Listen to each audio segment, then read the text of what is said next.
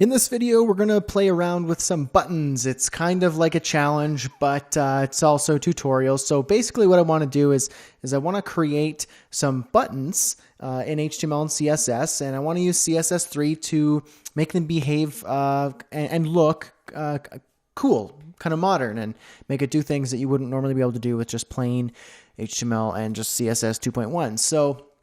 So yeah, we're going to play around. We're going to create some buttons here, and it's going to be cool. So create buttons.html, and same deal as always, basic structure, modify your title, and give it an H1 with CSS3 fancy buttons, and 2 A tags with the class of button. And the second one, we'll say alt button, because we're going to, in the class as well, because we want to be able to give this similar styles as the first one, but have an alternative styling that we could play around with. First one says click me, second says no click me. And what we're going to do here is select the button class in our CSS, and let's get styling. So we're going to say display inline block. We want them to be side by side, but also behave kind of like a block level element where we can play with the width and all that sort of stuff. Okay, background. It's FC3, kind of the color, the theme of this course so far, FC3. And we're going to make the color white. And we're going to give some padding. We're going to say 10 on top and bottom, 20 on the left and right. And we're going to do some margin. We're going to say 10 on the top and bottom and on the left and right. And then we're going to get text decoration, none. We don't want any underline in there. So far, the buttons are kind of coming together. They look pretty cool. Very simple. But we want to make it even better. So let's add some CSS3 here. Let's, under our background, let's add another background. And the reason why we do that is because we're going to add a linear gradient. And some browsers don't have the ability to render linear gradients, so it will fall back to the predefined style of just background FC3. So we're going to say linear gradient. And the first color will be FC3, second will be F9-1. And so you can see here we got a bit of a gradient. It's kind of looking a little more three-dimensional. Okay, and now what we want to do is we want to give it we want to give a border. Solid 1 pixel. Let's go for DDD. See what that looks like. See if it looks good. It's too subtle. We need to go darker. Let's go 999. Whoops. And there we go. That's a bit better there. It looks okay. Now we want to add a border radius. So border radius, and we'll say 5 pixels. And there we go. We got 5 pixel border radius. And let's do some text shadow there. We need a bit of contrast between the background and the text color there. So we're going to say text shadow. And we're going to say 0 pixels, 1 pixel, and 333. And we're going to give it a bit of a blur. So let's say, I don't know, 5 pixels. Let's do less, 3. And let's make the color an RGBA. RGBA 000 0.6. And less blur, let's go 2 pixels. And that's looking pretty good so far. It's kind of popping out there. Now what we want to do is we want to, on the hover, make it do a few different things. So we're going to select the button and then hover. And what we'll do now is on hover, we'll just modify a few things here to make it stand out when we hover over these buttons. So let's say we're going to say the border is going to get darker, solid. Oh, let's just do the color. Border color. And we'll say 333. That's going to be darker. And let's say the text shadow will also change to 0, 1 pixel, 2 pixels, and then RGBA. And we'll do the same, 0, 0, 0, and then 0.9. So it's going to become a little less transparent on the hover.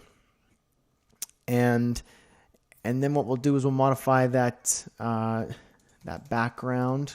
So we need a backup here. So let's go F9-1. So let's see what we got so far. So when you hover, you could see the background color changes to a solid color. The border is a bit darker and the text shadow is darker. I don't like how dark the border is, so we'll just change that color to something a little more subtle, like 888. And that's better. And now what we'll do is we'll actually add a gradient in there because we can. The first style is there simply for backup for older browsers. And so we'll just let's go. We'll go FA3 and F. Actually, let's do the same colors, but we'll go like this. We'll go FC3 and then F91. But what we'll do is we'll say to top, and that should flip the gradient. There you go. So it looks like you're moving the button, you're pressing the button in, because the light kind of casts a different kind of shadow on the button, so to speak. So it kind of gives a little bit of like a pressed inward effect. What we could also do is we could change the position on active. So let's say button active. So when we've clicked the button down, we'll say position relative and then top 1 pixel and leave it at that for now. And then watch this. When you click it, the button moves down just so subtly when you click it. So it has a cool little effect when you do that. So let's try a little animation here. Let's go. We'll add our keyframe just at the top here. We'll say keyframes. And what we're going to do is we're going to say from and to.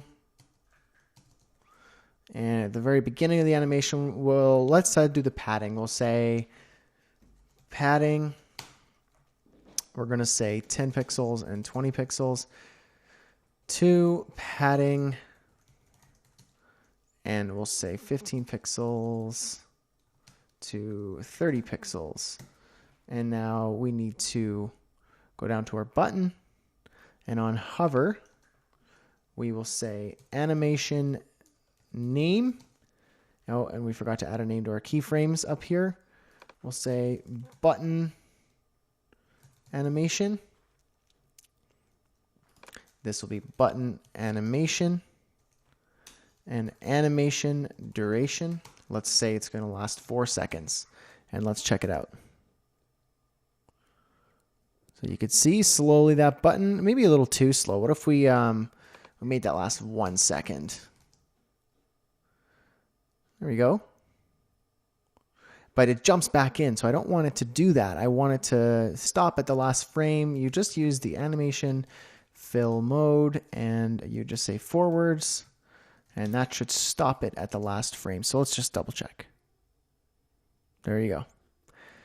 And now let's do something else here. Let's go back up to our keyframes and let's make the text size. Let's say font size inherit. So that's the default font size of whatever it is. And then to font size, let's go for 24 pixels. So now let's see what happens. See how it kind of grows with it. There you go. Both buttons should do that. And now because we have a second class here, we could just style that just a little bit differently, just for fun. We'll say Alt button, and we could just say something like background. Let's go radial gradient, and we'll say the same deal, FC3 to F91, and that should give us a cool radial gradient. And then when we hover, we're just going to flip those colors around. It'll be the hover pseudo class, and then we'll just say background radial gradient, and we'll just say F91 to FC3. And now those will just flip on hover, like so. And if I wanted that animation to be a little quicker, we could do something like 0.5 5 seconds, so it'll be quicker. Like that. Cool. So it's just a very simple example of using CSS3 to play around with some buttons. Obviously, you could do whatever you want, and you could whatever works best for your design and whatever you think looks best, whatever works best, as long as you're not getting in the way of usability. It's fair game.